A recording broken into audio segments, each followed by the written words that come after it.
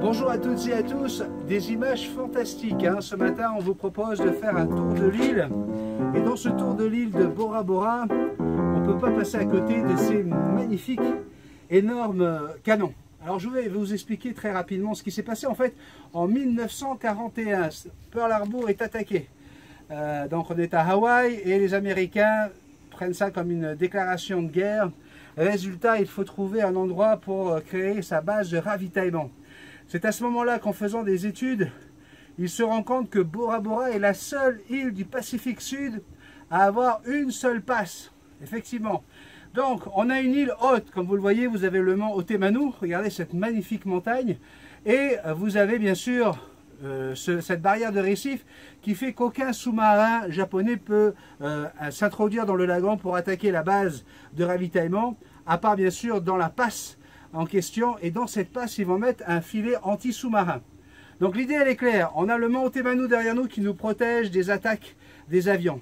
On a des canons ici pour tirer sur les avions qui voudraient venir dans ce sens-là, et on a des filets anti-sous-marins qui empêchent les sous-marins donc de venir nous attaquer. Alors je vais vous dire une chose, en 1941, lorsque les Américains sont arrivés ici, ils ont décidé de baptiser cette île la perle du Pacifique. Et quand vous voyez les couleurs turquoises qui se mélangent à la végétation luxuriante, on peut comprendre pourquoi. Et je vais vous dire une chose, ces canons n'ont jamais tiré un seul boulet. Jamais. Les seuls canons que les Américains ont attaqués, c'était de jolis vainés, et de nombreux petits bébés GI sont à l'origine de cela. C'est pour ça que beaucoup de noms ici, que vous voyez, les pensions de famille, des restaurants, eh bien ce sont des noms américains, tout simplement parce que les Américains sont venus ici pour planter leurs petites graines. Donc un petit voyage aujourd'hui, le tour de l'île de Bora Bora, mais je voulais absolument vous raconter un petit peu l'histoire. C'est ce qui fait que l'île de Bora Bora, donc, étant la perle du Pacifique, ayant été visitée par de nombreux GI, est devenue un point incontournable pour des enfants de ces GI ou des descendants de ces gens qui voulaient venir découvrir un petit peu où c'est que leur père était venu pendant la Deuxième Guerre mondiale. Je vous souhaite un beau visionnement parce que c'est pas terminé. Je voudrais remercier en particulier Bora Bora Stopover pour ces petits stopovers qu'ils nous proposent. C'est magnifique.